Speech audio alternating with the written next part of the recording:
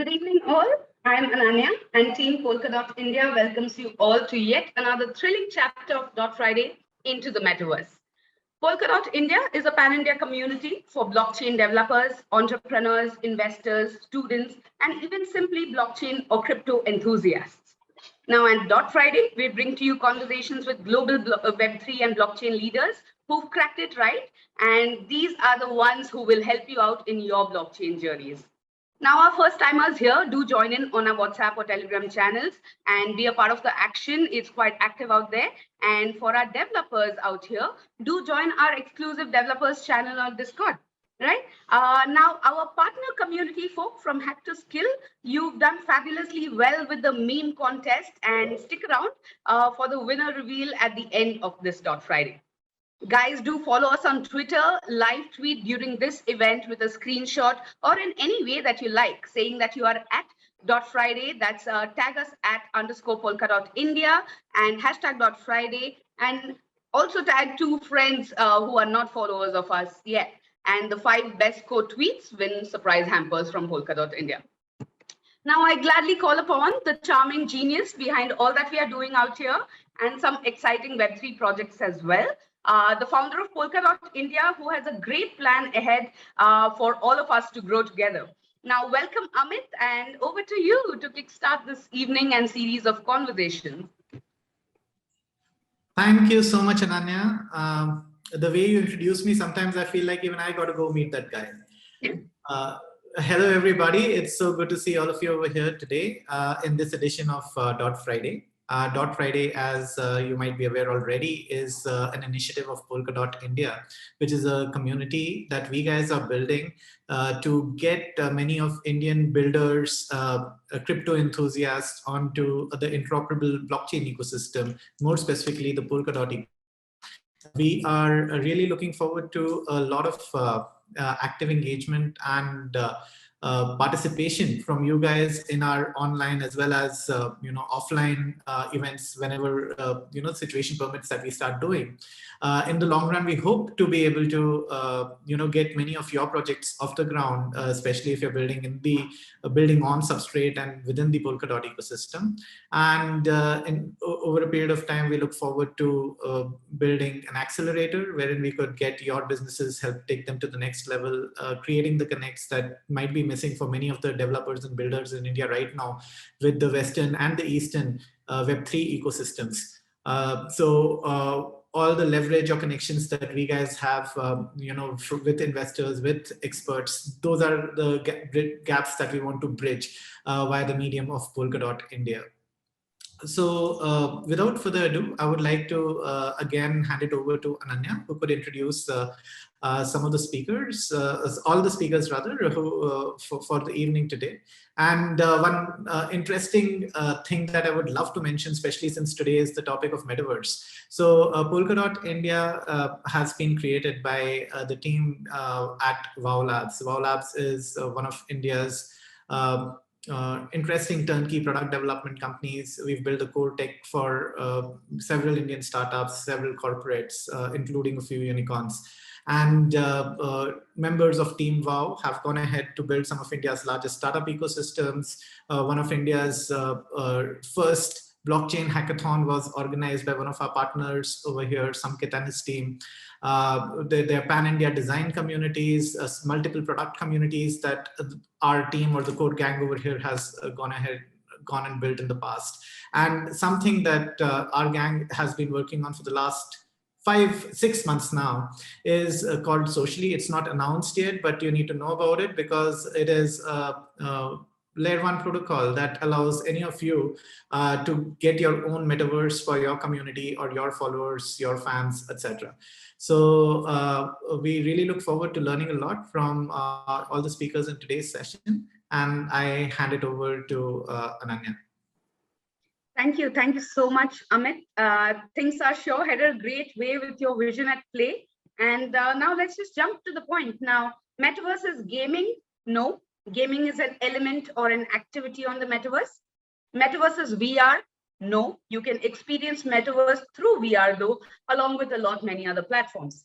Now, Metaverse will replace the real world. Of course not. Did internet change reality? No, it did not. Now, Metaverse is a fad. Of course it is. Like many other successful ones, that is here for a few decades now at the least. So let's just dive into the whole talk about what's really happening out there. And to start off with, Unique Network is the first NFT chain built on Polkadot and Kusama. Build a blockchain champion and community choice winner at Hack Kusama 2020. This evening, we have for you the CEO of this thriving project that's a 5-time recipient of the Web3 grants and also a member of the Kusama strategy team itself. Guys, let's give you Aleksandar Mitrovic.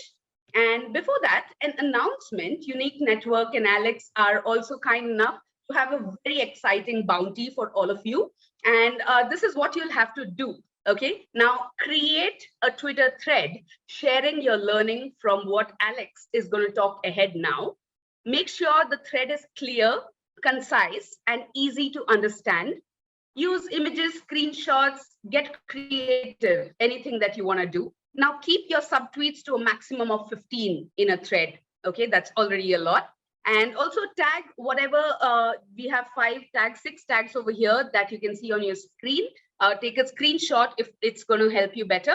And 5 of you get that bounty of $100 each. And winners will be announced on Monday. So guys, to summarize all of this, hear out what Alex is going to talk about. Take your, inputs in and give us what you have taken away by the session in the form of a Twitter thread. And just tag us and we'll let you know if you have really got the entire vibe of the whole thing. Right? Now, without further ado, introducing Aleksandar, a tech leader by education, experience, and nature who believes in the true value of passionate, decentralized ecosystems and also their ability to drive through breakthrough technologies. Now, for the past 20 years, Alex has led teams at innovative companies like Luxoft and many others. And in 2017, Alex also founded the blockchain lab at UserTech. Now, apart from all of this, Alex himself is a very enthusiastic person when it comes to the metaverse, and he's building something real at the moment as we speak. So let's give it up for Alex. And Alex, welcome. It's an absolute honor to have you out here today, and all ears for all you have to share with us. Thank you very much. Hope everybody can hear me well. Can you? We can hear you. We can hear you. Okay, excellent. Just like to check before I go in and talk for 15 minutes without anybody hearing. All right, it's an honor for me to be here. I have been following and admiring and supporting and working with the Indian software industry for more than 20 years now, actually. And I know how vibrant it is. I know how many bright minds and great hands and great developers are there. So if the audience here is, as I assume, then I hope that you will kind of like what I have to say. So I wanted to kind of, we're talking about Metaverse, okay? But Metaverse is a very abstract and not really defined term. It is a glimpse in the future where digital life will be much more powerful, much richer, much more real life like, will kind of engage our senses much more than the digital life does today. But in essence, it doesn't yet really have a definition. We all have a feeling of it. We all have kind of our own glimpse of vision for it. But what it's going to be, we honestly don't know. And, I'm sure that even Zuckerberg doesn't know, and nobody does. Okay, because what we are looking forward is the future of digital life that is much richer and kind of emulates the feelings and the lives we have today, and enables us to do new things that we cannot do in our real lives. The most common kind of association many people have is Ready Player One. But that's just one vision. Anyway, I like to take a look at it for any future technology and what it brings. I like to take a look at it as step by step. Okay, I like to take a look at it from the builder's perspective. Anyway, I was saying the building part for us builders is kind of, I wouldn't say it's clear, but we understand what we have to do. We don't yet know what we need to do, but we know what we have to do. The thing is, I believe, and our team believes, that NFTs are a key part of technology for metaverses that needs to be built out to enable rich metaverses and rich experiences there. And the reason for that is lies in the very nature of what NFTs are. So NFTs, in their essence, are the way to tokenize unique assets, which means enable people to create digital items that are unique, that are protected. Okay, we all know kind of what happens with music and movies online. The piracy is kind of what created actually the online video and music industries, but still the protection of the digital unique items is necessary, and that's what NFTs enable. But they not only enable the creation of them, they need to enable a lot of possibilities for using them, and creating that is actually the next step.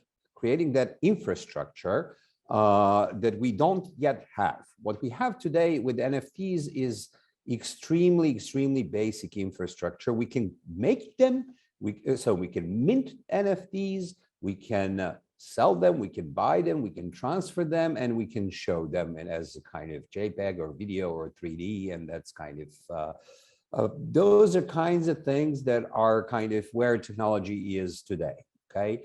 But that is far from being enough. What we need NFTs to do is what any data can do online, is fly all over the place, changing hands, doing all kinds of things. And we don't have the NFT infrastructure yet to do that. And that's what Unique is all about, is creating the next generation infrastructure for NFTs where you can do a lot more. And I'm not talking about 2 times more or 10 times more. I'm talking about 1,000,000 times more. And the way to do that is to create a much more efficient infrastructure, which Polkadot enables, and which is why we're working on Polkadot. The first kind of way I like to kind of put things in perspective there, why I'm saying 1,000,000 times better, is some numbers. Okay, we're doing some internal research still to be kind of ratified by external parties, still to kind of give birth to others, but so on. But one basic piece of data: to transfer an NFT on Ethereum, you have to burn and create 48 kilograms of CO2. Okay, that's a huge number. That's a whole person. Okay. And you cannot do much of that in your life if you want the planet to survive. So, it's certainly not a type of technology and efficiency that you need to make, to make metaverses, because imagine billion of those. That's 48 billion kilograms, or 48 kind of million tons of CO2. The planet would die, right? And I'm not talking here about scalability. I'm just talking about impact, okay? Scalability is the next thing. You cannot have Ready Player One full of NFTs if you don't have scalability to produce, to transfer, or work with millions of NFTs in a second. So that's what we're working on. Unique today has that CO2 production is about 0.01 grams of CO2, if I remember well. It's 1,000,000 times better, okay? And the scalability part is what we still need to work on, and that will be kind of the work, but it's still 1,000 times better or 10,000 times better. I don't remember. But the key here is that for NFTs to become a key part of their promise, to become a key component of metaverses, you need much better infrastructure. Now, as I said, we built it, and others are kind of working on similar things, on different things, on making the next generation kind of infrastructure to enable any kind of metaverses to live. I mean, what we have today in Decentralized is a joke for me in terms of being a base for metaverse, because if you tried it, you'll know what I mean. Then becomes the functionality. Okay, the fact that we have had collectibles as the kind of main use case for NFTs right now and in the past is not surprising to me, because collectibles are very simple. They don't do much, right? You make them and you collect them. They collect digital dust, or that you put them on a screen, or you put them somewhere. But the point is, you don't do much with them, and that's what technology can do. Now, in order to do, but if you want to have some kind of digital life and what Metaverse represents there, you need to be able to do much more things. So we're working on a number of things that enable things that we believe are key to the next generation. I'm not talking about the ultimate generation, I'm talking about the next generation. The beautiful thing about Polkadot and Substrate, that technology that is based on, is the fact that you can keep building your blockchain and keep growing with times. So we can build the second generation NFT infrastructure, then we can build the third, then we can build the fourth, because we have forkless upgrades and we can make things happen. Now, I just want to touch on briefly on things we do to make the functionality available to a much wider audience. So games is something that's used, and people play games. There's billions of people who play games, right, on their mobile or wherever. Yet crypto people, there's like maybe millions of them. Okay, so and the mass adoption of crypto needs much better end user experience in order to appeal to a lot of people. Okay, we don't have that yet, but we have a glimpse of that. We have many of you might have seen what NBA Top Shots has done. What they have done is they have managed to successfully hide the blockchain under the hood, and so that end user doesn't have to deal with the complexities of dealing with blockchain or with crypto. That is very important for mass adoption. So for that, in terms of functionality, what we do is we built a sponsoring palette, which is a part of a unique part of Quartz, our Kusama parachain, that enables any app developer to do the same thing for their users. So they can hide the transaction fees, they can hide the blockchain, they can make it kind of purely commercial-less experience, they can make it purely fiat experience, they can make it any way they want. Okay, this native sponsoring of transaction fees is something that is a key to mass adoption. Then on the other side, you have application developers that are supposed to build the apps. In blockchain space, you might have seen, if not, take a look at it. A few very good VCs have published some data on how many developers are there in each ecosystem.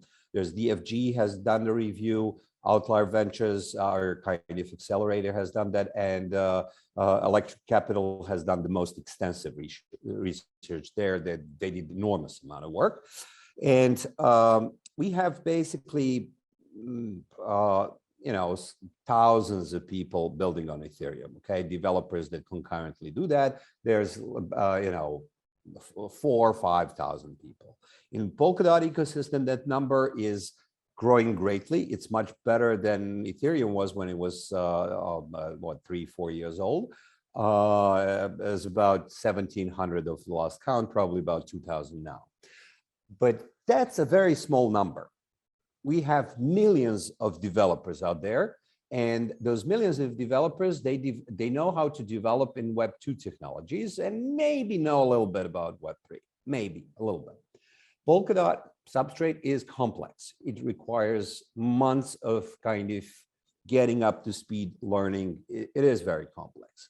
So what we are doing to enable much higher adoption among developers who actually create apps that end user may need is develop a bunch of tools that are designed to work with the blockchain as if it's a regular Web 2 or a regular database.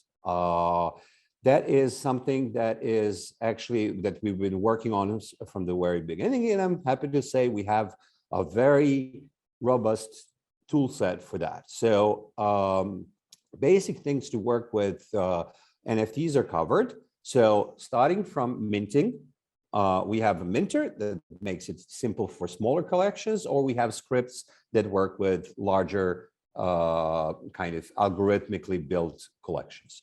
Then a wallet where you need to see or transfer, do something with the tokens. Then we have actually a marketplace, gallery, and a number of other tools, and the blockchain explorer, of course, and so on. So all those tools that you can work with if you are a web developer. If you want to create a NFT marketplace and you're a web developer, or any kind of tech guy, you can do it in a few hours. Okay, you take a white label marketplace, you take a minter, mint them, deploy the marketplace on your domain, and with a few questions and reading the documentation that's 1 or 2 pages long, taking the code, deploying it, asking maybe a few questions to support, you can make your own marketplace in a few hours. In reality, for new people, it's usually a day or 2, but still, I'm not talking about months of research, months of trying or error. There's readily available components that web developers can understand. So for us, that's the appeal we make to most of you. So if you are a developer, we have a number of tools that will enable to do things that will, again, take you months or years and millions of dollars in Ethereum. You can do it on Unique within days and with maybe thousands of dollars. And certainly a lot of projects will be supported financially as well. So that is the kind of main message I would have for this audience.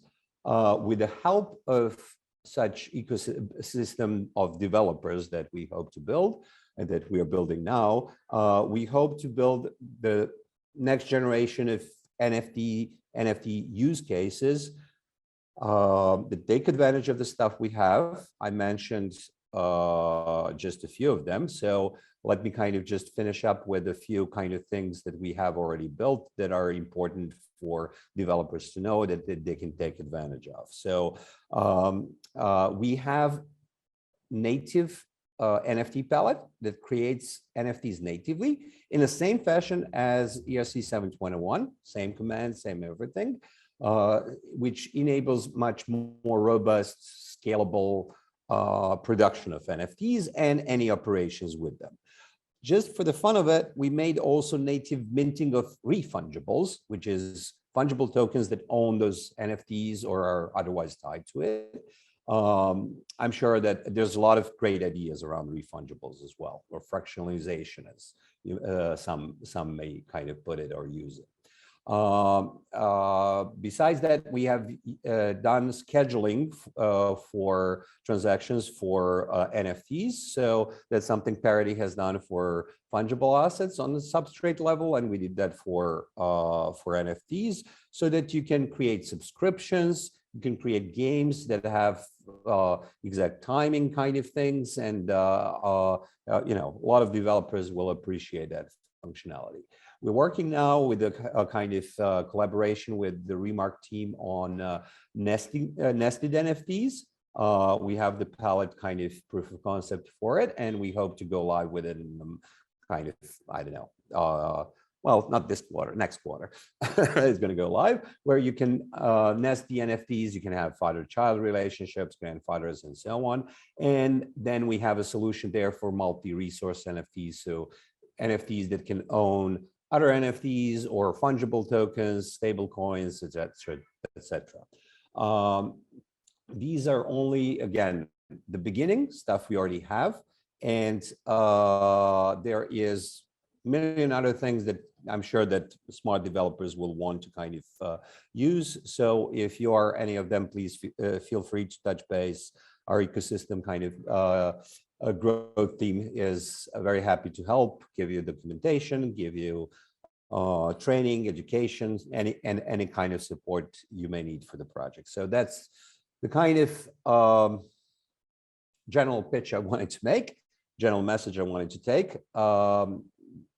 Guys, if you want to, I know, and Amit, if you want to ask any questions, if you want me to cover anything else, please let me know. Alex, we do have a couple of questions that have come in for you. So if you could answer these, it will be great. Firstly, this one's from Sahara, and she asks, from your opinion, what will be the most extensively used metaverse case as of today?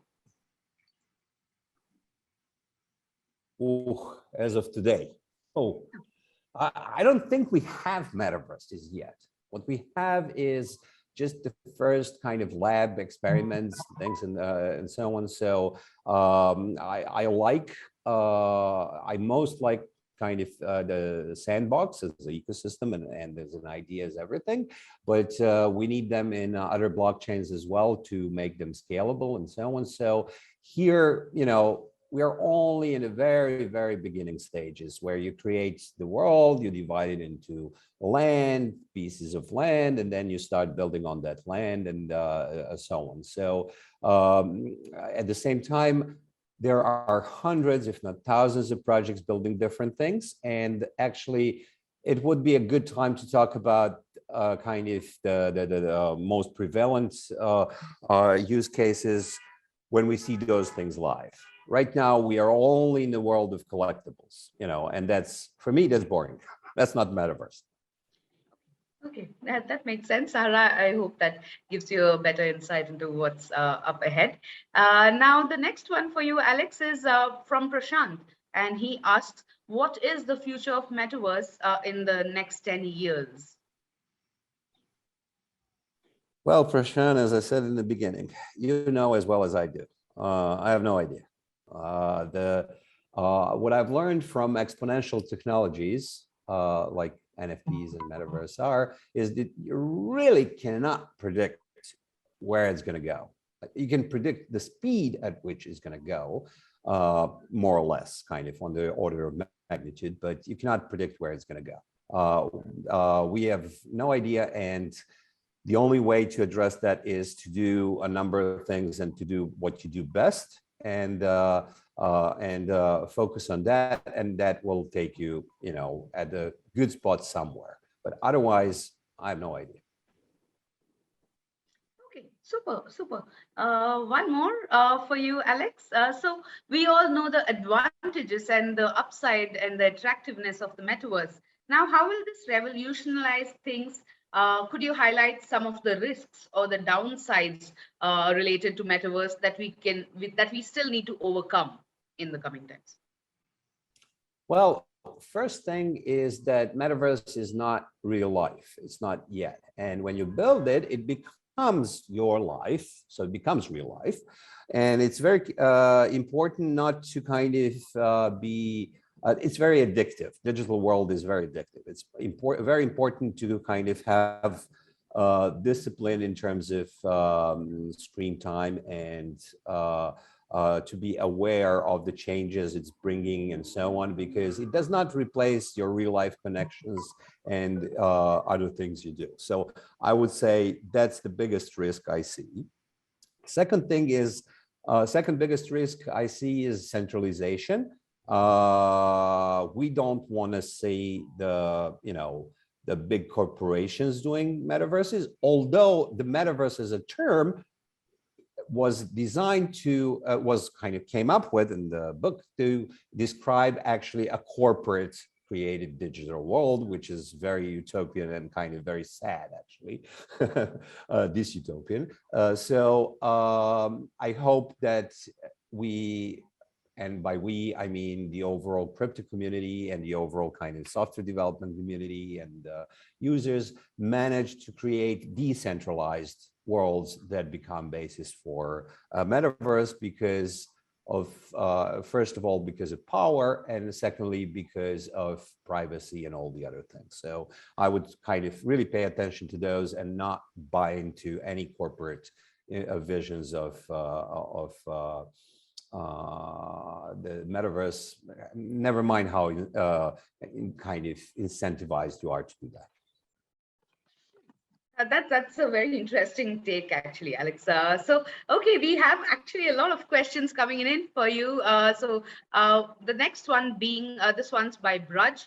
Now, given there are so many different metaverses out there at the moment and huge NFT projects like Basie and maybe more, do you see them coming together at some point, or what do you think of metaverse aggregators? Well, as I said, we're only in the beginning stages. It's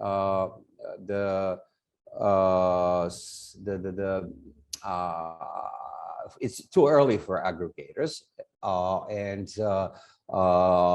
don't know if aggregators will actually function in a way that function in today, like Airbnb is an aggregator I have in mind here. You're going to have actually much more sliced kind of aggregation functionality that people are going to use to try to be a kind of place to be, like bridges and kind of other things. There are bridges already being built. We are working with XP Network, for example, where you can easily swap NFTs from one chain to another. I hope that role of aggregators will be much smaller in the future than it is in the Web 2 world, simply because of centralization and all that other stuff. Or at least that the aggregation is decentralized. That's what I would pay attention to. Yeah, that sounds just about to be the ground rule still, the decentralization of it all. Alex, giving you one more. This is by Varun. So he asks, how is the concept of fractionalized NFTs different from nested NFTs? And how does this overall impact the economics of each of these use cases? Okay, so yeah, there are two different things. So when I say nested NFTs, I mean NFT that can have a child, or that can have like what Remark guys are doing, have a bird, and then they have all kinds of things that that add to its look or functionality and so on. So so when you, for example, transfer a bird, you transfer all its child NFTs with them. Or when you buy it, you buy the whole thing together with all the components.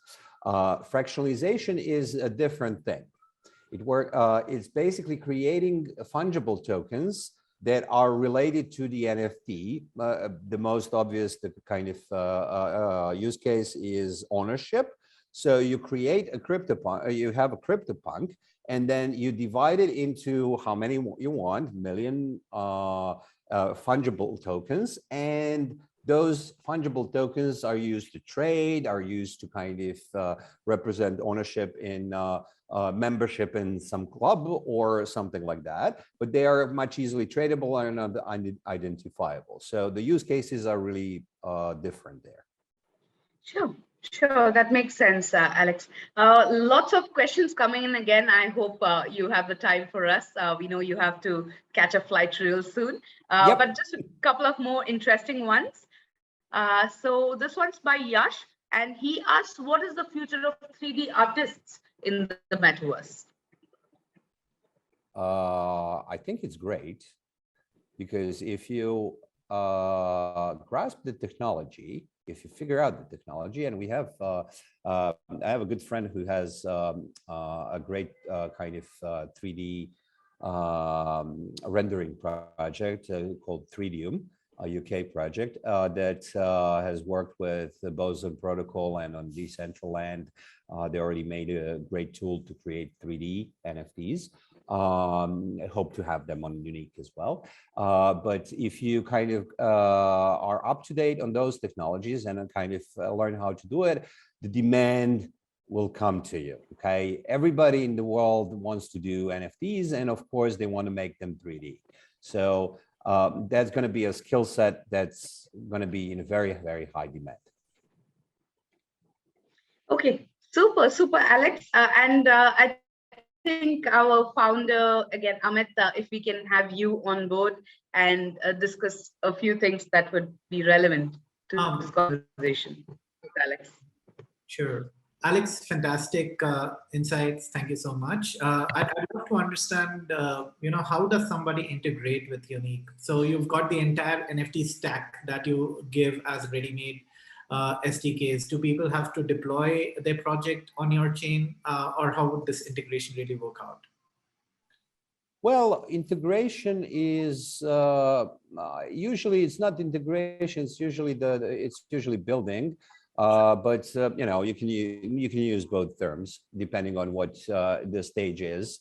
If it's a ready project on EVM, for example, on Ethereum, for example, or on Polygon or Binance chain that's EVM compatible, you can take that and deploy it on Unique, the same way you do with Ethereum. It's easy. It's just deploy the smart contracts and then do connections to UI with a different network in place, and that's it, basically. There are some specifics in the way that MetaMask works and so on, but it's something that our tech support guys, ecosystem guys can help you with easily. So it's fairly seamless from that end. If you're only building applications, then we give you a lot of tools that I mentioned earlier, so that you don't have to build from scratch. You don't have to work on how does this chain work. We give you, the ready tool. There are, 5 different methods it uses, and off you go. You can build your UI, you can build the game, you can build the metaverse, you can build whatever you want. But so building from scratch is not really building from scratch. It's building from libraries that are made for developers who made B2C applications. So we have plenty of documentation on it already, and have, I think, a great team that can help with all of that stuff. So I think on that front, we are very ready because we started early. Wonderful. Also, you guys have been working with Polkadot or with Kusama for a while now. How you've been recipients of 5 Web3 Foundation grants to build some of this core tech stack. Could you highlight how this journey along with the Web3 Foundation and the Parity team has been for people to get a perspective about what it is like to be an original contributor in an up and coming, layer 0? Well, we have been in the Polkadot ecosystem very early. We kind of got our first grant in the spring of 2019, so it's 3 years ago. Okay, the very early days. So that was the reason why we kind of spent the whole year building building different infrastructure components, and then we decided to focus on NFTs in kind of late that year, early following year. Our final grant was for the first NFT palette that we have built. So Parity has fantastic ecosystem support that is very rich and that is very, very smart. And very resourceful in everything you need. So it is very good that they have it, because Polkadot is complex. I have to warn you, it's not for everybody.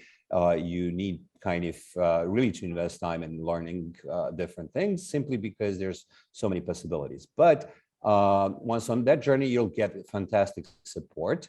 They give grants to anybody with a good idea and capability to do it. There are 3 or 4 different ways to get them. There's Web3 Foundation, there's Polkadot Treasury, there's Kusama Treasury, Builders Program have that as well. So anybody with a good idea can come to any of those and kind of fairly easily understand what they need to do to get a grant and can proceed from there. And then there's a whole ecosystem of VCs and investors around, kind of looking for the next thing.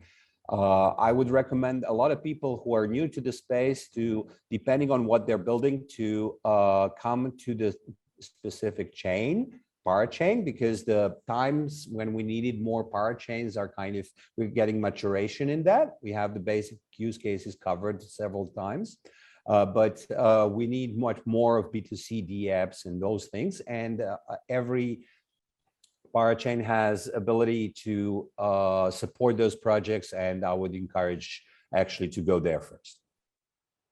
Wonderful, thank you. Okay, Okay. I'm on mute. Okay. Thank you so much, Alex. I think we've taken a great deal of time of yours, and we actually have more questions. So probably we'll shoot them by you socially, and you can probably get back to us, and we'll get back to everyone who's questioned those. Right? Thank you very much. Sure, I'm going to have to go and catch that plane, but thank you very much. Yes, thank you so much. Pleasure to be here. Thank you so much, Alex, for being here. Cheers. Guys, a reminder, create a Twitter thread sharing all that you've learned from Alex's talk. Make sure the thread is clear, concise, and easy to understand. Make it creative, use images, screenshot, memes, or however you want to share this. Keep the subtweets to a max of 15, that's already a lot. And tag as on screen. Take a screenshot already if that makes things easier for you later. And you can always share this for the next 24 hours. And maybe, by a max of 9 p.m. IST tomorrow, you can share in your threads. And the top 5 ones get a nice little bounty of $100 each from Unique Network. Right? So looking forward to these, guys. And as for today, we have yet another series of questions that we'll be shooting at you through the evening. And the top 3 answers of each round win dot drops or giveaways each, right? And let's start off with the first one already. And here goes your first question for this evening, right? So Metaverse was first used in a science fiction novel called Snow Crash, published in 1992. Who is the author of this novel? Okay, that's 1, Neil Stephenson, Brianna Wu, C, Thomas Olde Hewlett, or D, Cassandra Koh.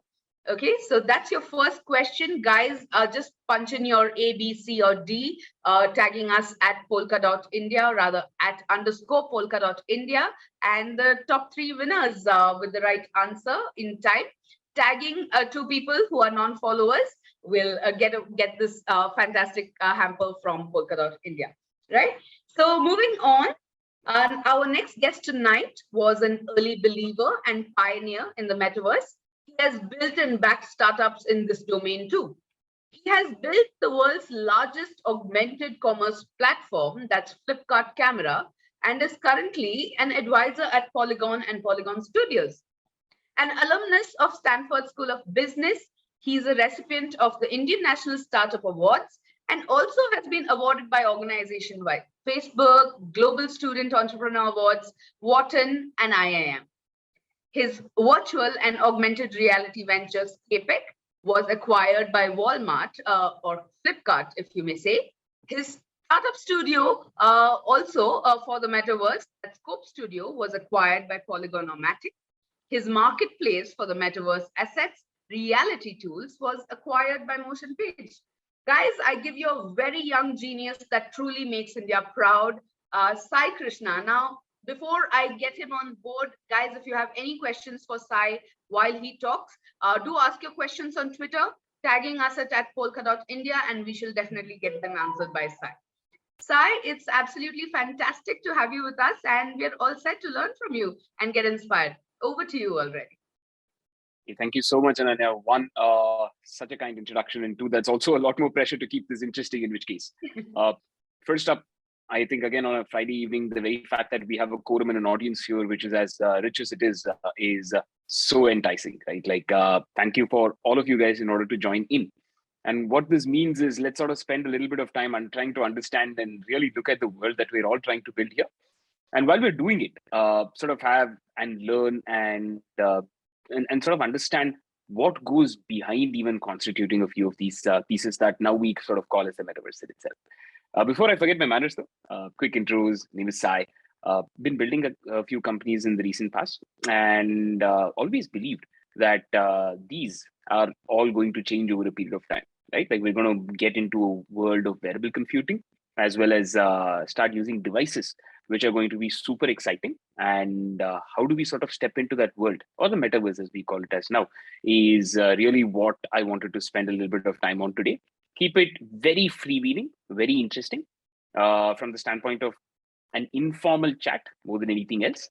And feel free in order to sort of ask absolutely anything under the sun. No question is perhaps out of bounds, or no question is perhaps something that we might want to skip in today's chat. With that, I do think that given it's a very visual medium, right? Like it's better that I actually fire up my screen and share some material with you guys as we sort of walk through it. So why don't I share? Perfect. Guys, first up, thank you so much for joining in. What we're going to do today is take an exceptionally easy to understand front in terms of what the core fundamentals of the metaverse are, and start at the most basic level, right? In terms of what are we looking at, in terms of the core hardware that typically tends to even make the metaverse happen. I want to sort of keep this fairly crisp, purely from the standpoint of ensuring that we are spending enough time going about this as a back and forth session as compared to anything else. When we say the metaverse, right, like it can sort of mean 100 things to 100 people, right? It can mean our digital dependency to someone. It's a moment in time. It can mean a 3D world where you sort of go and look at NFTs for someone else. It's a huge subject to interpretation sort of a situation right now as we speak, basically, right? And it's about time that we take it and sort of split it into its constituent layers. We can't do justice to the entire conversation in like one sitting. So what I'm going to try to do is start off at the base layer, right? The easiest, the most simplistic starting point of why the metaverse is going to sort of be a reality sooner rather than later. And in order to understand that, let's sort of break it down into what goes behind augmented reality, virtual reality, and mixed reality, right? Like the core technologies that companies have been working on for years now, before the metaverse sort of really became a thing in itself. But before I even get there, right, like this is probably us right now. You are going to be present like this, sitting on your couch, or probably in your offices now that we've started to get back. But a few things, if you notice, are very evident. Your dependency on these devices is actually like quite crazy. So you want to go from where you are right now to a future like this, right? Like where people are able to holographically project each other, converse, talk, have like these incredible moments of collaboration and all that. This is like our definition of where incredible opportunity can sort of be unlocked, right? Like virtual reality and augmented reality as we go forward. Now, this future is actually a lot closer than you think. So today we're not going to look at anything more than sort of spend time on what is it going to take us to make this 3D world sort of happen. So the metaverse sort of comes in various embodiments, right? Like it actually starts off with the devices that are present in your pocket right now, your smartphone. And if you notice, the very concept of the metaverse is going to be a mixture of both virtual reality and augmented reality, and how you're able to bring that through together. With augmented reality, all of you are actually already doing a lot of this yourself. You remember the time when you sort of fired up Snapchat and you were able to show it on top of a building in order to make the building wobble around or sort of have a bit of an effect? That's a start. Think of virtual reality where you slipped on an Oculus in order to see a completely virtual world. So these are all constituent building blocks of where the metaverse is going. And eventually, we're going to have one device that's going to help you go between a VR interface and an AR interface quite seamlessly in order to really enable this and make it a frictionless experience as we look at it. Now, for us to get there, right, for us to get to this sort of a world, which is awesome, but there's a little bit of work that needs to be done.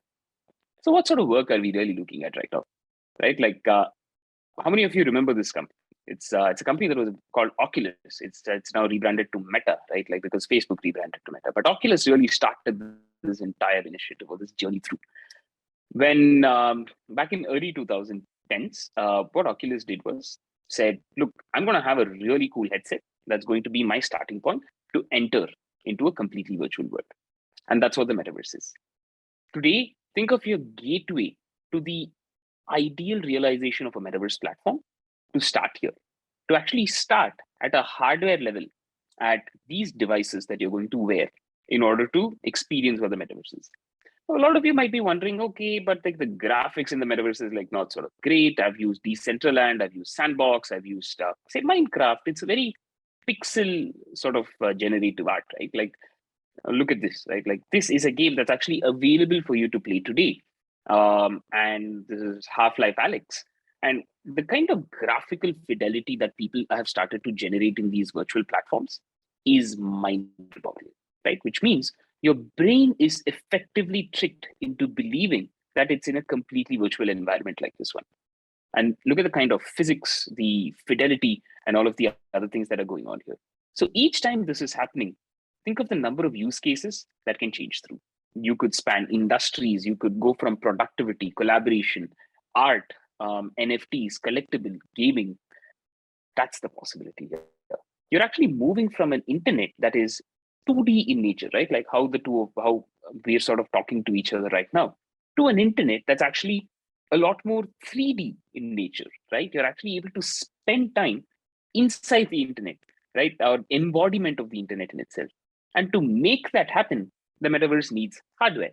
And to make hardware happen, companies have been funding these hardware companies for nearly a decade right now. And we're finally ready, because this headset that you see here on screen, called the Oculus Quest, has been over 2 generations selling out more than 8 million devices, which is more than actually the sales of Xbox devices that are out there. Which means at a per hardware unit, the VR industry or the metaverse industry is already bigger than Xboxes, right? Now, what you need to follow through with that is actually amazing content. Now, even before we came here, right, the whole metaverse journey started with something as simplistic as a piece of cardboard that you see here. This was a very fond project called Google Cardboard, really where you sort of slid your smartphone in and started watching a lot of this content in virtual reality. And it was just a very exciting way for you to experience this content in itself. Now, we've gone a long way from this to this. Now, these devices have become super sleek, super easy to use, have become exceptionally good in terms of their fidelity, and their form factor has kept getting smaller and smaller and smaller, to a point where you now have glasses from Ray-Ban, which actually look no different from a normal pair of glasses that you're wearing. But the first thing that you'd be able to do is automatically fire up AR and VR use cases to that really easily. The other part of what the metaverse is actually augmented reality. When we keep talking about the metaverse, we actually stress a lot about this whole virtual world that you're going to, an embodiment of the internet, and you slip on a device and it's an escapist hatch into this completely parallel social and economic fabric that we're building in with the blockchain. A huge part of this is actually augmented reality. Now, what is augmented reality? The difference is in augmented reality, you actually have your phone or eventually your glasses as well, in order to overlay or superimpose things into your existing world and actually bring it to life. Now, we've done this with our iPhones a lot. We've done this with our iPads a lot. And we're now at a point where this content can actually become very metaverse-centric, which is, imagine a digital layer on top of your existing world where all your actions are gamified. Everything that you do has a certain tokenomical action to it. What do I mean by that? Is imagine as you're walking down, say, Times Square, right? And you just hate ads. You don't like a billboard. Imagine your augmented reality glasses having the ability to quite literally have an ad blocker in your real world, right? And this time around, like the way, say, a browser works like Brave, you can actually gain tokens each time that you're allowing an ad to come through, right?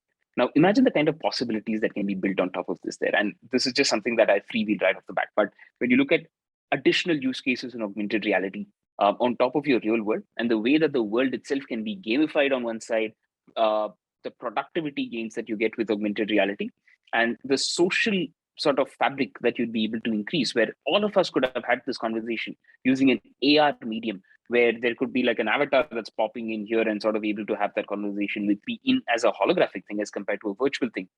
That's exceptionally useful. And a great place to actually experience how augmented reality goes is actually the campus at Apple, right? Like the moment you enter the campus, Apple's so serious about their augmented reality plans that you actually pick up an iPad and point it towards like one part of the Apple Park, and the whole park just springs to life. Imagine that at a world scale, right? Like the next time you walk down the lane or walk down your street and you pull up your phone or your glasses, the first thing that you're able to see is directions to where you want to go, or what is your itinerary for today, or more importantly, now you'd be able to finish tasks, bounties, games, do anything that you want on a decentralized layer, but use augmented reality as the way that you're going forward with that. And a big part of enabling a lot of this is actually, without you realizing, underneath your devices right now, we're actually converting a lot of this data into 3D. Your home, your street, your neighborhood, and your city are all being converted from 2D data, like photos and videos that you have, to 3D data using point cloud technology. And the best example of this is actually LiDAR scanners that are built into your iPads and iPhones right now for a couple of years, actually. What this means is, like the way Google Maps started back in the day, the metaverse is going to literally take the entire world, scan it in 3D, and sort of bring it into a digital realm. You're also going to have a virtual realm where everything is VR centric and you're able to run that forward. So if you sort of notice how the balancing act happens here, it is a bunch of augmented reality on one side, it is virtual worlds and virtual reality on the other side, and a spectrum where you're able to sort of mend a lot of this together and see how it goes. What that effectively means is a picture like this is actually caught from your iPad, right? Like you can't even make out the difference between what's a real tree versus what's been augmented there. And that's the kind of realism that we're talking about here. Now, when these start coming to the glasses, that's really when your metaverse journey starts to become exceptionally powerful. So imagine an NFT, right? Where the moment you purchase an NFT, it's able to unlock a metaverse experience like this for you.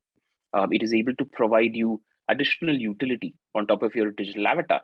It is able to help you create completely new experiences that simply weren't possible before, and everything else in between that. So to make that happen, we need hardware. A lot of the promises about the metaverse inherently now depend upon the existence of incredible hardware in order to take us there. So for all of you guys who are sort of typically looking at the layers of the metaverse as we speak, hardware is the most fundamental and foundational layer. The platforms on top of that are the decentralized platforms where you're able to do something and build something. And the content and the experiences that power these platforms is really why you and I are going to jump in and spend as much time as possible just going through a metaverse platform, right? Or a metaverse piece of hardware as we go about it. And what that effectively means is you're talking about a world where you're able to convert and build everything through, change it into a 3D world, augment it like the way that you're able to do it right here, or completely wipe or blur the world out and take it into a completely virtual environment or into a completely virtual world altogether. The kind of possibilities that this will start through with are super exciting, right? And that also means that you're not just going to stop with leisure, right? It's not going to always be art, speculation, experiences. They're actually going to come to a world where industries get revolutionized with the way AR and VR goes. VR can be an incredible education tool, can be an incredible training tool, and augmented reality can actually be a super useful way in order to guide someone, a really useful way in order to present information in ways that were simply not possible before. Having two hands free and then doing something while you're explaining or diagnosing super mission critical projects is a superpower, right? So how are you able to sort of build that world through? Have a metaverse of corporate intelligence, right? Like, which is what Microsoft is up to. And that is really where you're sort of going to have the next wave of innovation as it comes through. So when you sort of look at the metaverse, right, like you might be asking, sure, all this is cool, but what's in it for me, right? Like as all of you who are looking at core parts of what's going on with metaverse platforms, I think the first thing that is to understand here is the path to 1 billion users is actually a lot closer than ever before.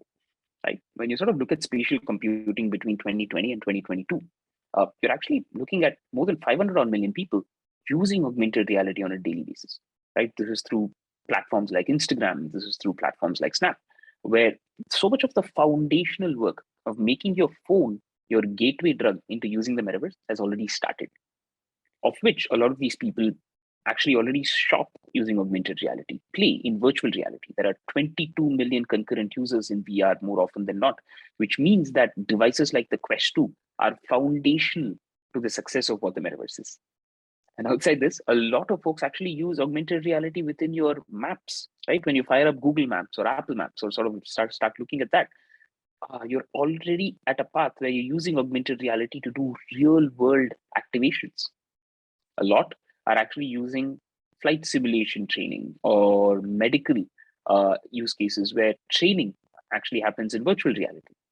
There are design tools in mixed reality, and more than 1 million people are going to sort of already be working with smart glasses in one way or another in order to enhance their productivity, which means that the metaverse and spatial computing are closer to 1 billion people using these platforms more than ever. Now, with exceptional hardware that sort of comes through with this as well, that is going to be a much further and faster journey than ever before. So the way that you can look at this is, how do I build things on the metaverse? On 3 layers. There's a marketing stack, there's a commerce stack, as well as a productivity stack. So in the marketing stack, you're talking about things like NFTs, you're talking about experiences, you're talking about art, ways that you make me feel. The commerce stack sort of plays in, but is additionally on top of that, things like digital fashion, is things like products that you can buy, a digital pair of shoes that I can have access to. And productivity is really where you're able to improve upon a North Star or a metric that a team has, say, the way that you can design your new car, the way that you're able to visualize a new home, or diagnostics when it comes to frontline jobs and how that sort of comes through. And you're already seeing so many signs of this around you, right? From search bars, or like in Google search, you're able to do a lot of this. In Maps, you're able to do a lot of this. In YouTube, you're able to do a lot of this. In social media, right? Like you're able to do a lot of this again. And in advertising, you're going to see a lot of this as well. Right? What this effectively means is you're sort of visualizing a world where a lot of what we've mentioned is automatically starts to come through to a virtual environment or an augmented environment. And what I mentioned about mapping the entire world in 3D means that now I can, from a productivity standpoint, map the entire location, send it to you in a virtual reality headset, and you'd then be able to take a look at that automatically. Now, the possibilities in terms of this sort of a spectrum have only just begun, right? In terms of scanning, in terms of showcasing something in virtual reality and in augmented reality, and enhancing the experience and how you're able to take that forward. So before you get started, just know the land, right? Like understand what the metaverse is about, at least from a hardware and a content rendering perspective. Get the differences between VR, AR, as well as pass-through devices, as we call it as, and realize that there are exceptional use cases that you can build in each one of these and sort of move forward. Then select the right platforms in order to sort of build your next big idea on top of. And in between all of this, just have a lot of fun. The metaverse is at a space right now where people are just starting to experiment on the possibilities, right? It is almost like a wild west of sorts. So the great part is there's no rule book. The great part is there is no boundary conditions. That's also the scary part, right? And that's really where opportunity lies at. So look at what is going to happen over the next 10 years, right? You're going to be disappointed if you look at this as over the next 6-month affair. I think it's a decades-long journey as we move forward. And as we move forward through that whole decade, there is just so much value to unlock in this scenario. But if you've got an idea, and you've got an idea that's around NFTs, it's around building something in the decentralized space, and if the metaverse is a part of that narrative, The one part that you need to ask yourself is this needed, right? Like, be super candid and try to, just really spend a little bit of time trying to see if this is core value that is really needed in the first place, right? And only if you are convinced that there is utility, there is value, and there is entertainment, and it's a very memorable way that you're engaging with your audience, either through tokens, non-fungible tokens, metaverse applications, only at that point of time do you start building. But if you've crossed that hill, it is an absolutely incredible time to be building dApps and to be building on top of chains at this point of time, and be looking at a future where hardware is not too far off, and the experiences that this hardware can unlock is deeply exciting. So as we sort of close this down, it's a super simple conclusion that it is genuinely one of the most incredible times to be involved in building for a technology space like this. And I'm just so glad that on a Friday evening, I have more than a small quorum, but a very large one sort of in agreement to that. But that's it from my side. Wonderful. Thank you so much, Sai. Maybe ask a couple of questions at this juncture.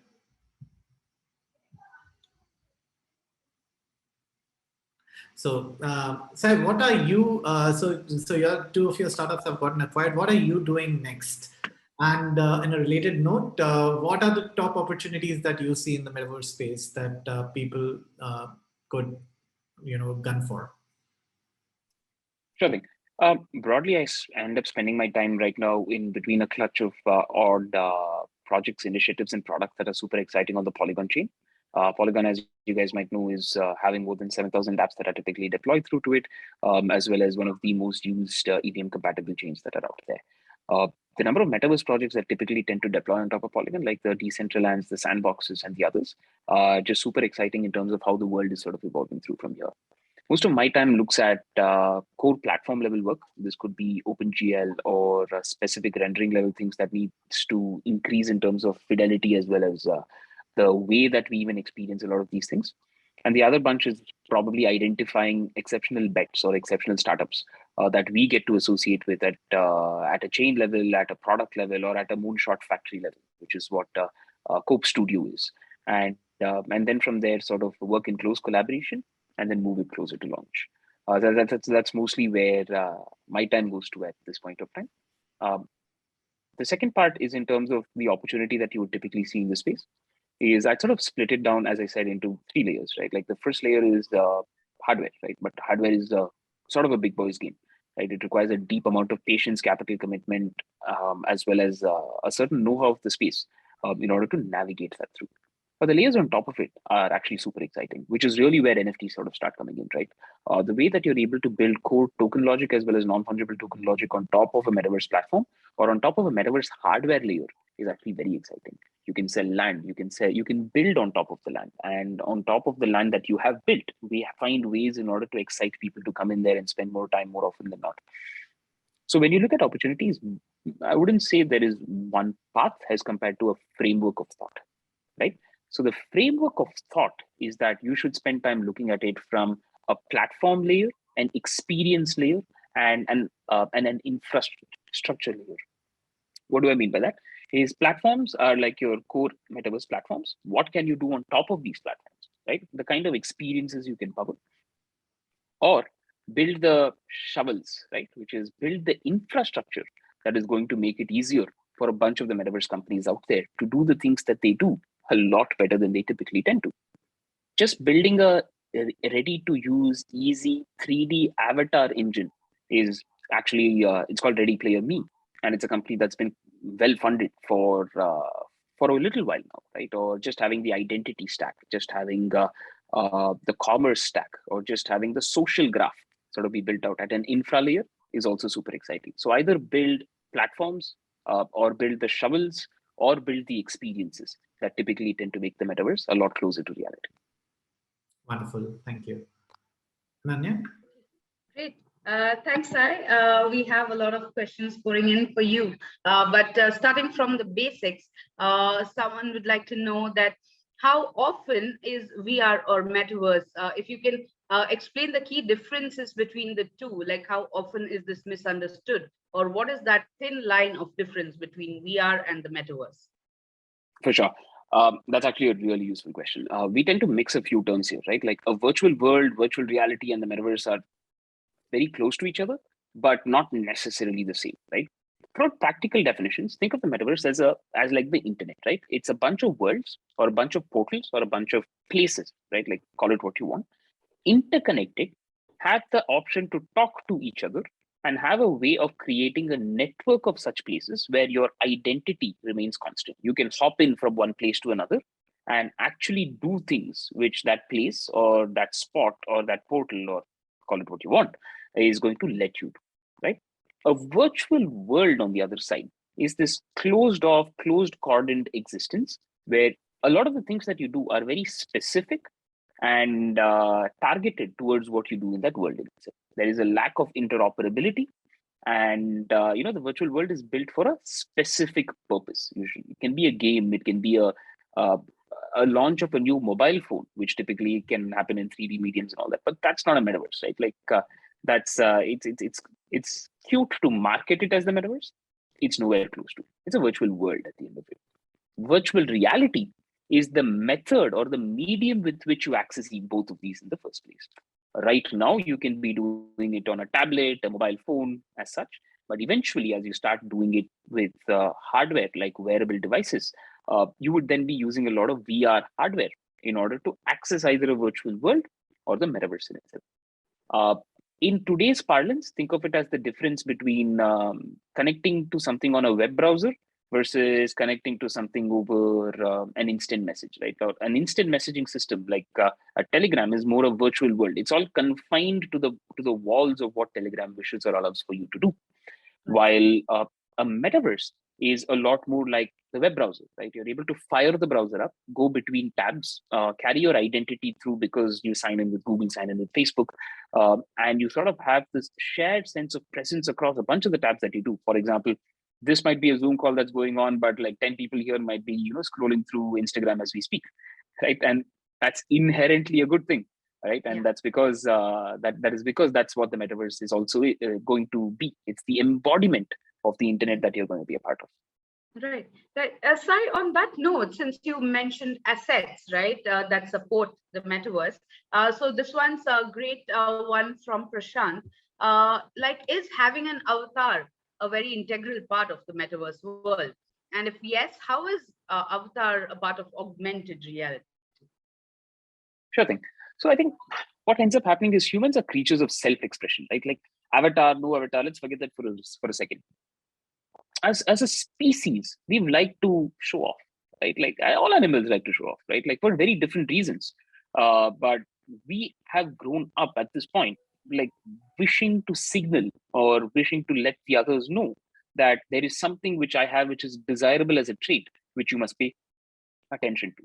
This could be a Veblen good, right? Like a Louis Vuitton bag that you have. This could be a new car, a new house, but we've all done it. We all continue to do it. Animals do it for very different reasons, right? But every species wishes to distinguish itself from its peers. Now, what happens in the metaverse is the same behavior is sort of taken forward.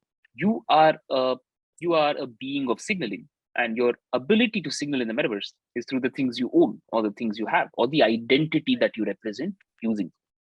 The cool part, though, is in real life, your identity is very strictly defined to the person you are, right? For example, I can't jump into this call and end up talking about the nuances of cricket because tomorrow's the first IPL game, right? Like that's very different from the audience that's here. What the metaverse allows you to do is actually have something called self-sovereign identity, right? Like you're able to create very unique identities for things that are super specific to the kind of ways that you can portray yourself as. You can be a cricket analyst on one side. You can be a DJ on the other side. You can be, for all you know, a stand-up comedian on the other side. And the last is you could probably be leading a very different real world life.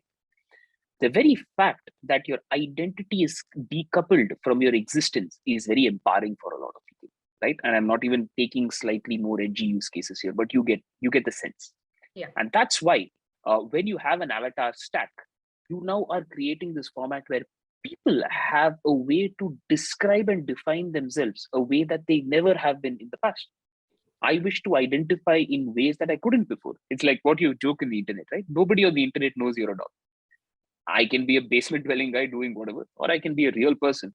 But in the metaverse, you can actually lean into that concept. I can actually have a really funny, goofy character in order to play games, but be a really serious person talking about the fundamentals of the metaverse. And tomorrow just be a giraffe walking around Decentralized and doing something that I want to, right? And the very fact that there is fluidity there means that I define what my identity is. And my identity can then be tied to an avatar, tied to an idea, or tied to an NFT, right? In fact, it does not have to be an avatar at all. I can go out there and purchase an NFT, which is something that I resonate with a lot, and use that as my core representation of who or what I am as I take part in this whole new internet. Right. Super, super. This is very interesting, Sai. On that note, just one final thing. So it's a very common misconception that you need to have that Oculus VR device to be a part of the metaverse. How long do you think it's going to take for all of us, across the world to change that mentality and think that metaverse can be done beyond that too? You don't really need to own that device. So what's your take on that? Like, when will people evolve? Right. So very candidly, I think the best experience is still done on these devices, right? Like it is probably, when you wear one, it's actually a very visceral experience that people go through in terms of, holy smokes, now I get why this is a big deal, right? It's almost like you don't really understand the concept too much till you slip one of these on and you spend like a couple of hours inside that and do some of the things that you do. So I think broadly, there is a lot of reason to remain super optimistic that these hardware devices are really where the future is. But to get there is a path. And that path has typically been a path of disappointment in 2 years, but a path of optimism in 10 years, right? Okay. And we've always said, look, it's going to come in the next 2. It's going to come in the next 2. It does not come in the next 2, right? Which is why I said this is a decades-long journey as compared to a 2-year flash in the pan, right? And in this decades-long journey, we've actually come a huge distance. For example, back in 2013-14, these devices barely worked, and probably 100,000 people would have had it tops, right?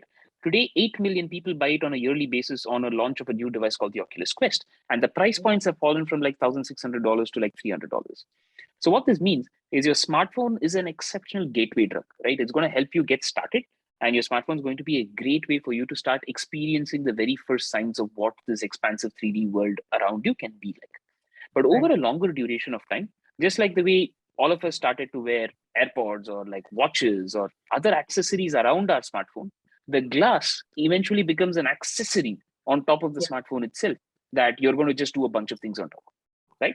And that is going to get faster, better, cheaper, easier, slimmer till a point where all of us have it. How long is that going to take? Oof, that's a tough one. But is it going to happen in this decade? I think there is so much reason to believe like it will not even exceed the first half of this decade. So we're looking at timelines that close in order for this sort of a world to start coming through. Great. I think you are making a lot of us feel good about all of this, Sai. I think we'll trouble you with one last question, and this is by Braja. So he says the prices of some of the NFTs are crazy, scaling to tens of thousands of dollars. Given that we are still very early, is this still sustainable over the next 10 years? That's very interesting. When you look at any new market, right? And when you look at any new market which has frenzied activity, right? Like absolute white hot in terms of prices don't make sense. Things just seem aloof and without reason. And it may appear very well so that way. I think it's important to realize that technology actually benefits from speculative boom and bust cycles, right? Like, why do I say that? Is when a cool new piece of technology arrives, it's almost like a hammer looking for a nail, right? Like it needs a specific problem to solve. So a technology problem can be solved only if there is enough interest. And this interest is very easy to incite if there is direct money related to it, right? Like, which is speculative interest. And what that means is a boom and bust cycle means that technology meets money, money meets more people meets smarter people build cool things for the technology, right? Effectively, the boom and the bust cycle is needed to bring in cash, to bring in people, and to bring in ideas in order to take this industry forward. If NFTs do not have the kind of frenzied market activity that they do right now, that is actually a bigger cause for concern, which is not enough people think it's actually early enough that they can bet $10,000 or $100,000, probably millions of dollars on some of these ones in order to hope and sort of stick it through in the long run that this is going to only increase in price. Because that sort of deep-rooted conviction and that sort of deep pockets, both are needed from a talent perspective and a market initiation perspective, that you are going to set this to be the next big thing. Otherwise, what happens is what I would call as the 3D printing syndrome, right? The 3D printing was supposed to be the next big thing. All of us were supposed to have one printer here that was probably spitting out like a mobile phone case for us to be using. Yeah. It's not the case, right? Like, why didn't that happen? That didn't happen because there was no direct way to correlate the economics of money to what you're up to at a technology perspective. Cool piece of technology, but did not have the boom and bust cycle in order to go from cool piece of technology to, oh my word, this is the future. That's where NFTs are different. And the very reason that those sort of speculative cycles exist means that you're attracting more capital, the people behind the capital, as well as incredibly smart builders to come in and start taking this space seriously. If anything, you're still exceptionally early and probably the right reason to be betting and also being on this call as well. Yeah. I think Sai, if a 5-year-old would be on this call, he would have understood all that you said too. Thanks for breaking it down to such basic levels that was very easy to understand.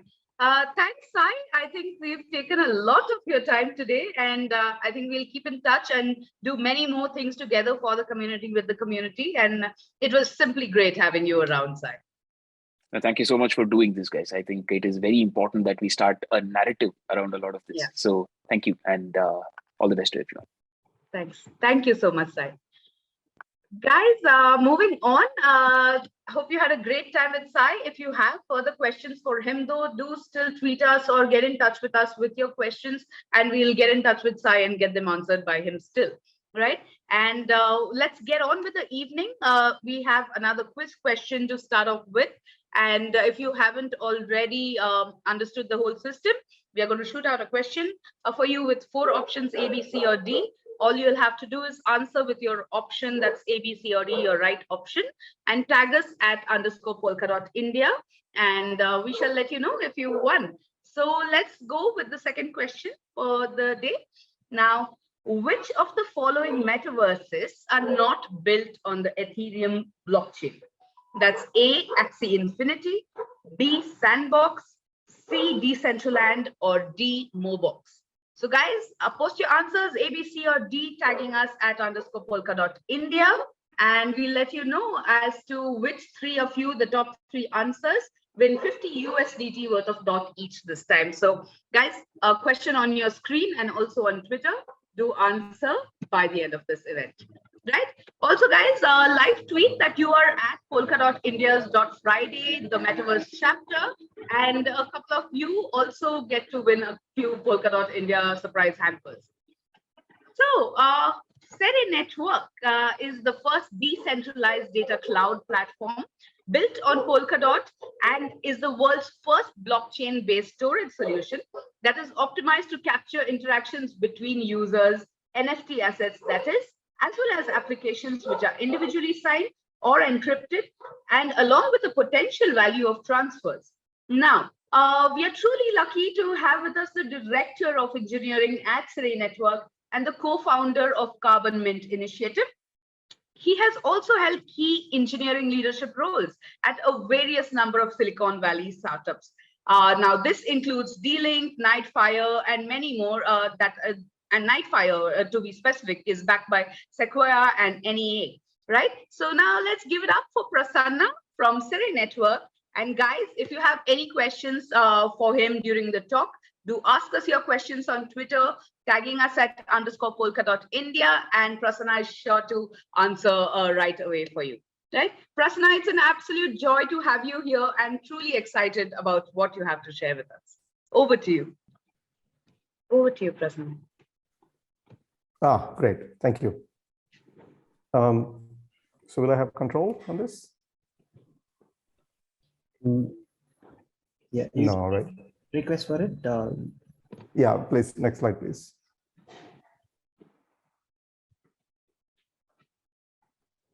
Yeah, so I just wanted to start out by, actually, after that brilliant talk from Sai, I think every one of us actually knows what Metaverse is, but I thought, I just wanted to take a moment and say how, we're at the cusp of this change that's happening, and how we're transitioning from like a real to, like, I feel like, we're almost like in a Star Trek movie nowadays, right? We're getting into that kind of,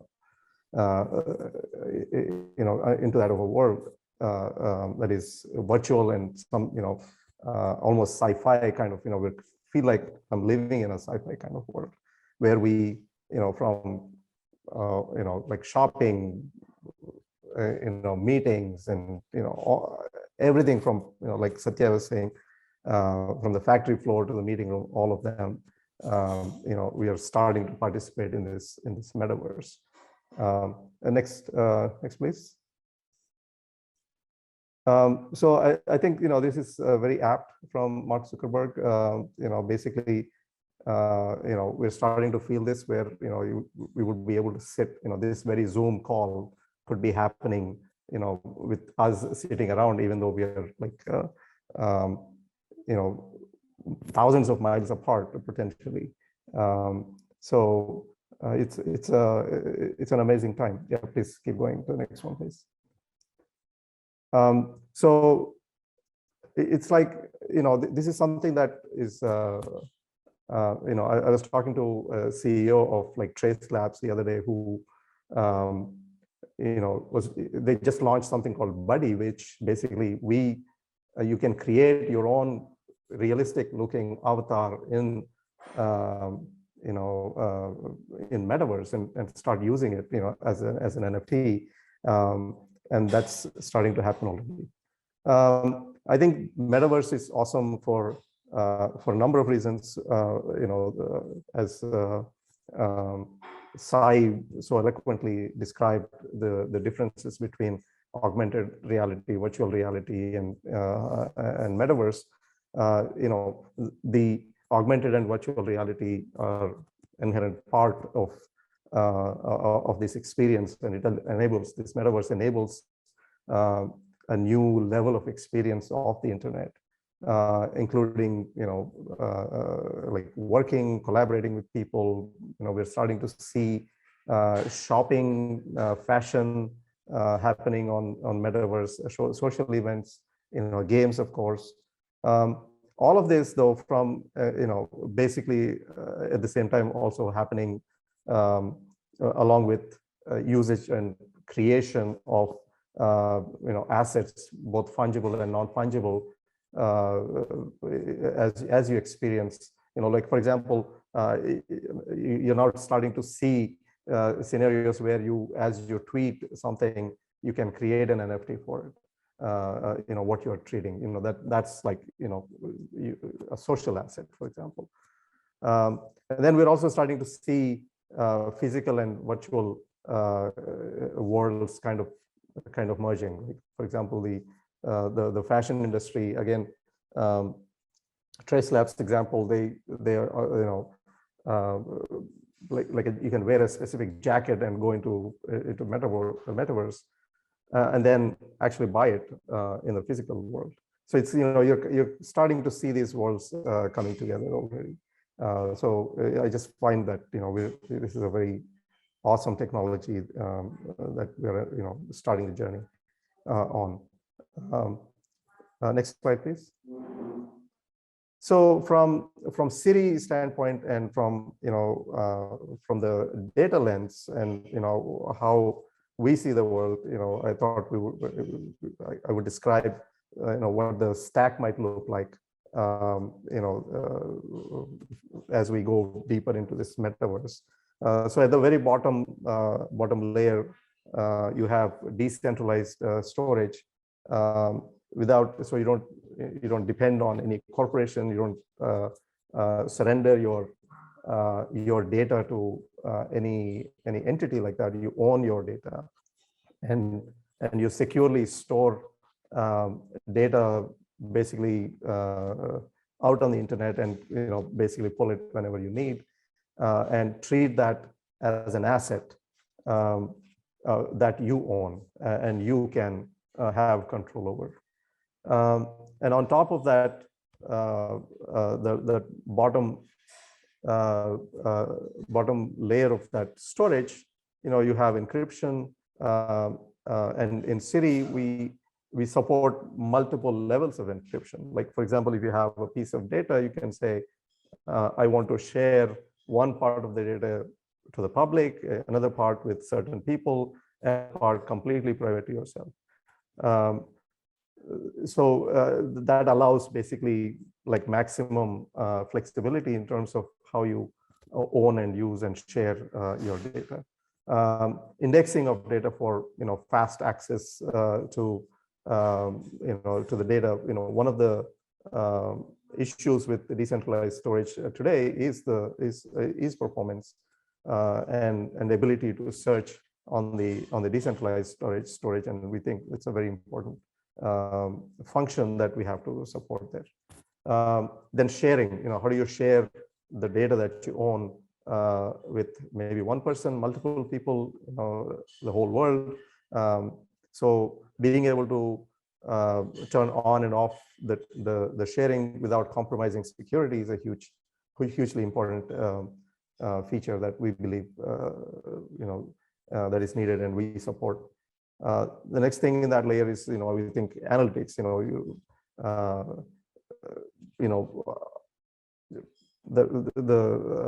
Analyzing the data that you have, whether you are an app or whether you're an individual, and taking decisions based on the analytics and building intelligence on top of it is supremely important, I think.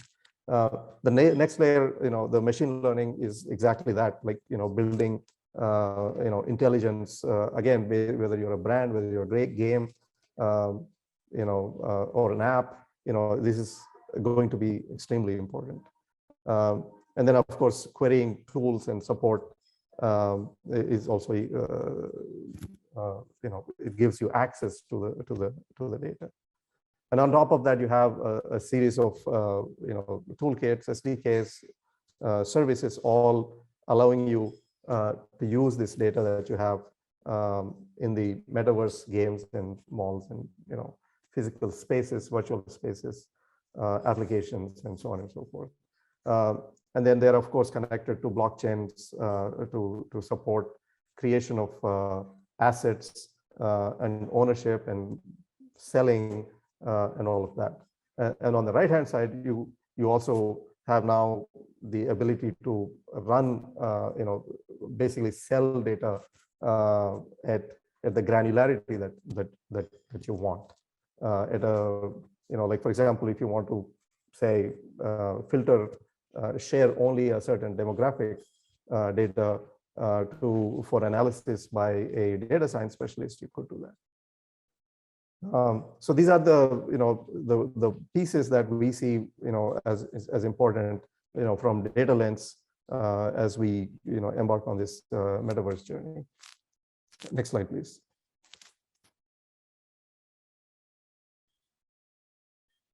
So so from Siri point, we think of things as in two big buckets. One is the decentralized, what we call decentralized data cloud, where you have data and data ownership, your key, your data, and then SLA backed availability is extremely important.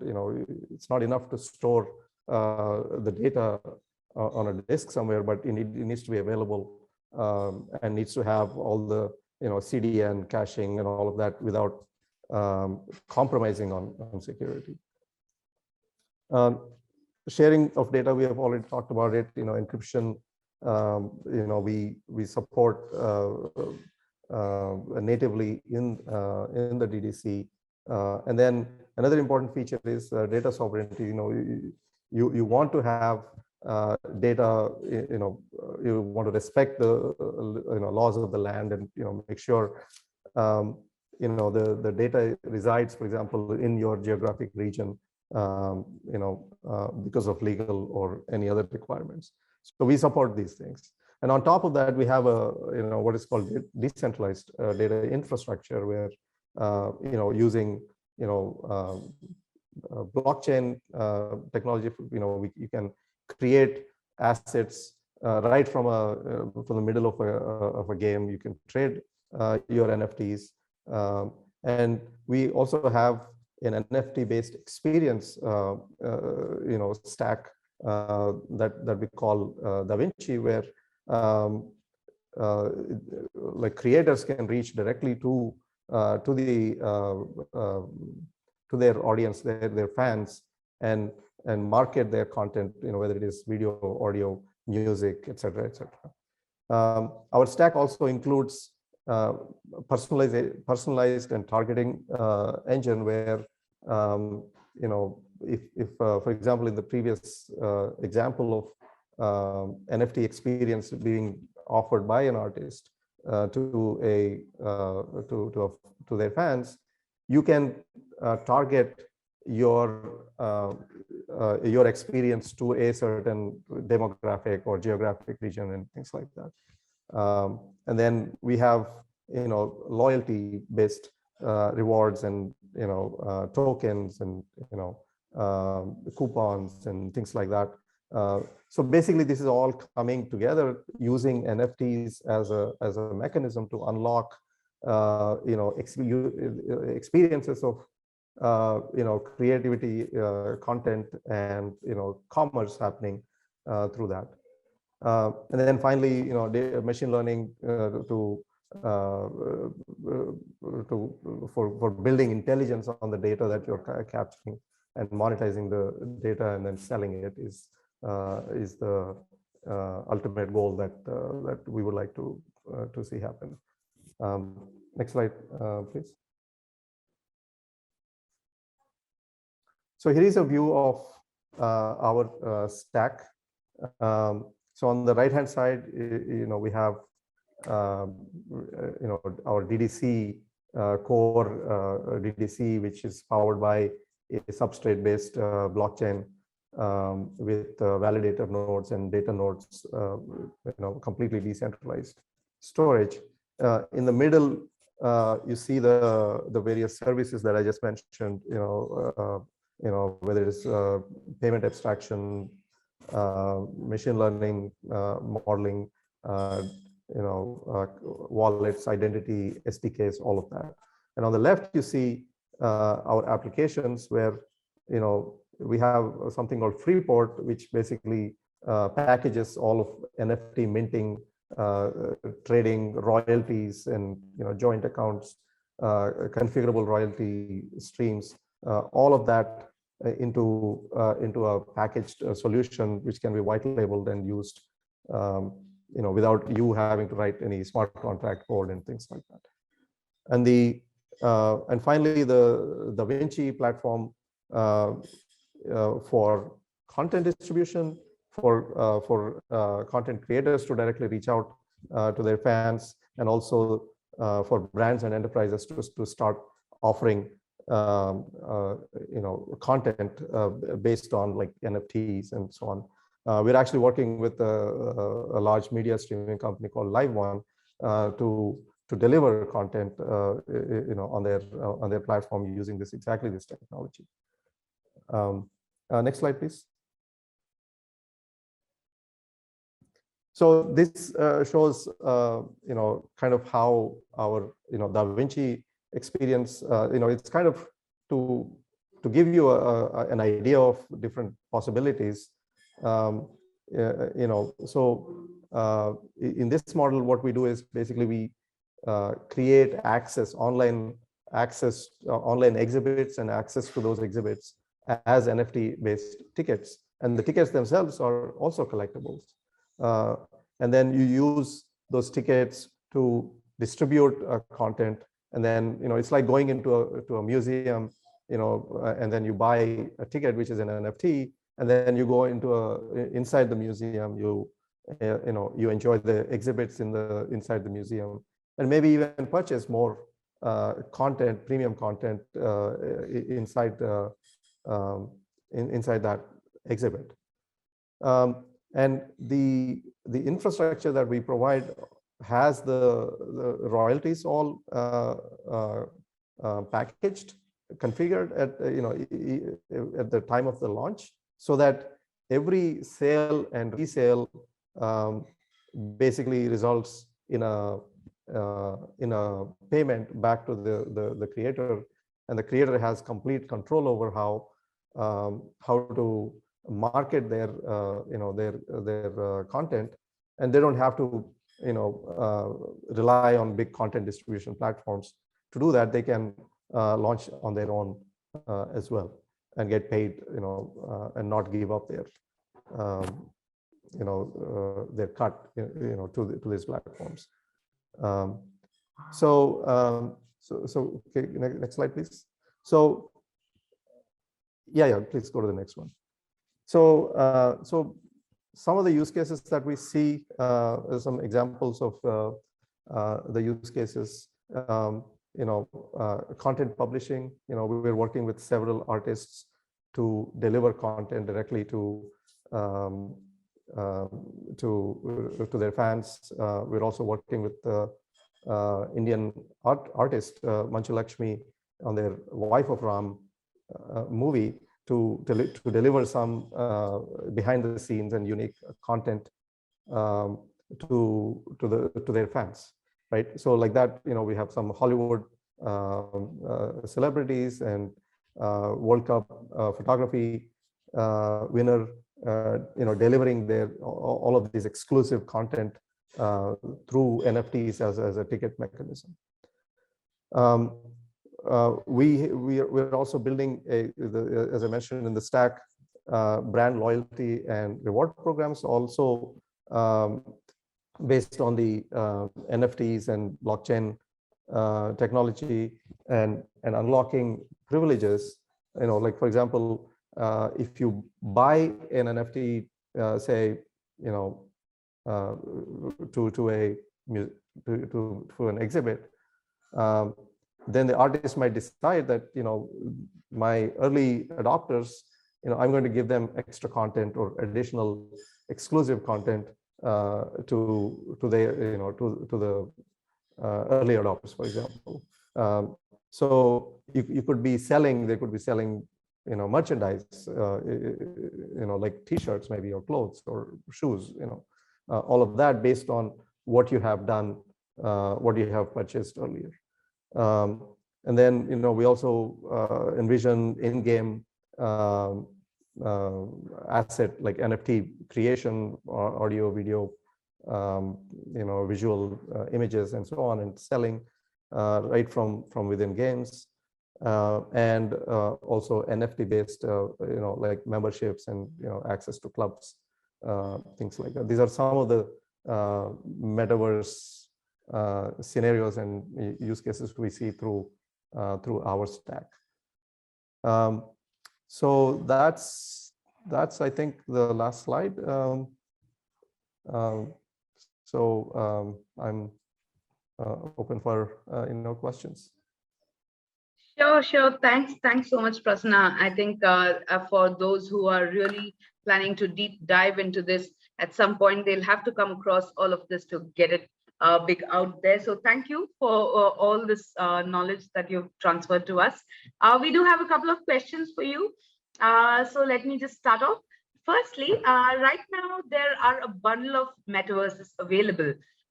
So how do we decide that metaverse is there for the long run or not? And what are the key points to be considered by a person before investing or getting out there onto that particular platform? Well, I mean, I don't have like a magic answer to the question whether they'll be around or not. But one thing I can definitely say though is the assets, digital assets that you store on a decentralized storage like ours are there forever. So for example, if you buy a high resolution, people kind of digital art, or then we make sure through our decentralized data cloud and through encryption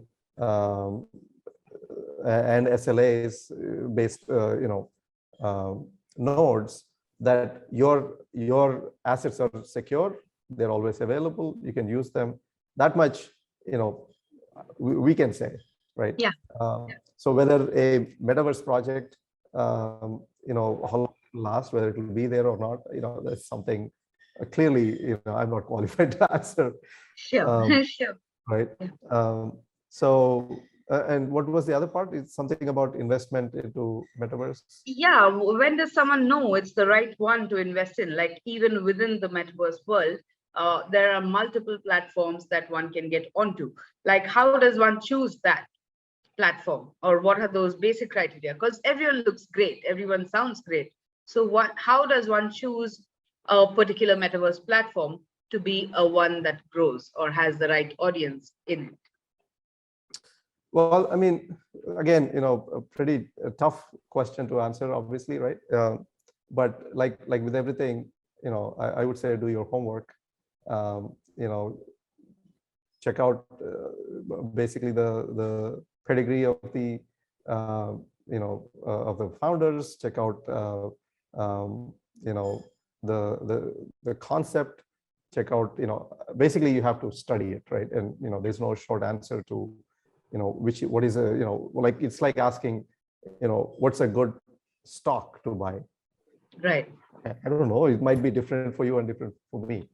So I'm sorry, but we're not able to answer that question. I think that perfectly answers the question, that there is no specific answer to this. Right. Okay, one more for you, and this one's more on a personal note, Prasanna. So basically, when Olympus came out with their own DAO, before we knew it, there were forks to it.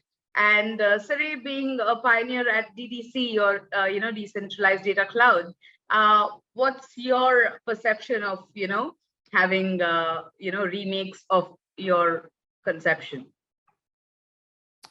You mean when you say remakes, changing? Like in the DDC platform, what do you think? What is your perception of the competition ahead of you in the DDC world? Well, there is a pretty good competition out there, so and I think it's a great thing, right? I mean, I think like Sai was saying, it drives innovation,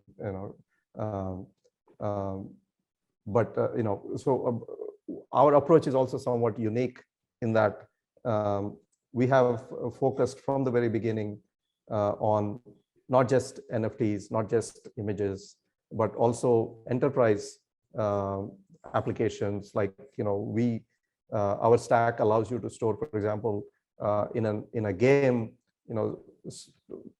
storing like a series of user events, and then collect that data, index it, run analytics intelligence on top of it, and make that better, make that product better, make that experience better for the users. So it's not just focused only on data capture, Right. but also ensuring that the data is, first of all, available, it is secure, and then it's useful and usable, right? Yeah.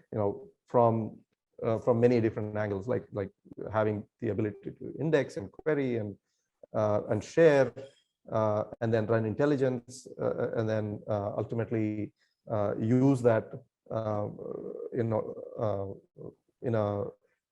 a way that makes the whole platform and application better, without compromising the fundamentals of like security and so on, right? So we see that the picture slightly differently. It's not just only about putting a file there and then saying, give me ₹2 for that file, right? It's not just that. It's like much more of like, it's like a stack of things that built on top. Yeah. True. It is quite a complex one to answer in one session, definitely. A final one for you, Prasanna. So what was your one point of challenge in your journey, more to say, and what was that one point of motivation that kept you going, if we can hear from your entire experience so far? Well, I mean, so challenge wise, it's anytime you're doing something new and something like in blockchain space, right? It's like Wild West. Everything is changing all the time. My head spins looking at all the changes that are happening. So just keeping up with those, and then finding the right team, and into a form that gels well, and becomes is productive, and just the usual engineering stuff is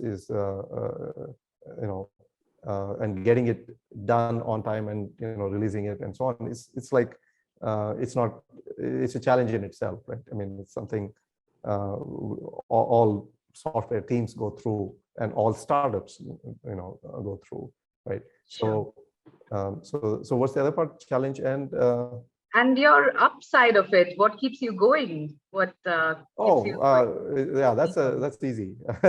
Because it's a very, as I said at the start of this conversation, I mean, I feel like I'm in a sci-fi movie, right? It's like when I was a kid, Star Trek is like big deal, right? Star Trek first part, and we used to get that in black and white, right? Not color TV. And from there, to see some of those things, you just tap on and then talk, right? You can do that today. Yeah. Right. So so going into that sci-fi, artificial intelligence, data, Android in Star Trek, it's now becoming reality in front of your eyes. Those things are happening every day, and that's like both exciting and also scary in some ways. But yes, right? So it's a great time to be in this space, I think. Yeah, thank you. This was absolutely great, Prasanna. Thank you so much for being around. And we wish to do a lot more with you, have maybe more sessions with you and the community together. So yeah, we'll stay in touch with you. And thank you so much for this again. Great. Thank you, Ananya and Amit and Sriharsha. Sorry about the technical stuff early in the call, but yeah, thank you. Thanks. Okay, guys, hope you had a good one this time. And it's time for your final question for this evening, with up to 50 USDT worth of DOT for the top 3 winners for this one. And your question is on your screen. This is, which platform recently hosted the first ever Metaverse Fashion Week? That's A, Decentralized, B, Sequoia, C, High Street, or D, Sandbox. Okay, all of our winners for today's quizzes and other little events that we had will be announced on Twitter on Monday. We'll tag you definitely and get in touch with you for the giveaways, right? Now, with that, guys, we come to a close to this DotFriday, and we can't wait to see you at our next chapter, and that's happening on the 22nd of April. The registration link is in our chat box, so do register right away. And we have something really fun planned for you already. Now, and not to forget Unique Network's amazing bounty. Guys, if you remember Alex's talk at the start of the evening, we shall also be sharing the recording next week, but it's going to be a little late for that. So create a Twitter thread if you have been listening. Make sure it's clear, get creative, put in your attachments, keep the subtweets to a max of 15. Tag as on screen, and finally 5 of you lucky amazing winners are going to get $100 worth of bounty by Unique Network. Okay, you guys have been a fantastic audience, and thanks for keeping it interactive. Guys, keep coming back. We have a lot planned ahead for you, and stay connected via the link as in the chat box. Now, one last thing, our partners have been great at supporting us, and Hack to Skill had a great meme contest going on. And we have our winner, guys, as on screen. We shall get in touch with you, and well done. So you have a good giveaway coming your way. So guys, stay interactive, stay in touch with the community, and join our WhatsApp and Telegram channels. We'll keep in touch with you and see you around soon. Thank you, and have a great evening.